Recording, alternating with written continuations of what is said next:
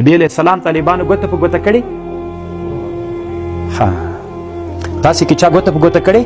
لاسونه جګ کوي چا چې په ګوته کړي وي، نه هغه ګوته وښیي چې په ګوته وي، ټول یې جګ کوي. ها دا راوباسه طالبانو. اوس به لږ خبره درته وکړم. ګوته بس صحیح ده طالب جانه، لږ طالبانو په ګوته کړي که نه، دا خو ډېر لږ دي. طالبانو تاسې سپین زر دي، ته طالبانو اوس تاسې دې خبرې ته غوږ ونیسئ. رسول الله السلام چې ګوته په ګوته کوله طالبانو د مقصد دپاره وه که د ښایست؟ ته اوس ورته غوږ ونیسئ. نبي صلی الله علیه وسلم ګوته څه وخت نبي علیه السلام ګوته جوړه کړه؟ چې کله یې خط ولیکه طالبانو کافرانو ته دعوت ورکاو، نو د خلکو صحابه ورته ویلي چې کافرانو کې یو عادت ته تر څو چې مهر نه وي پې باندې څوک نه مني. بیا نبي علیه السلام ګوته جوړه کړه، پې لیکلي ول محمد رسول الله.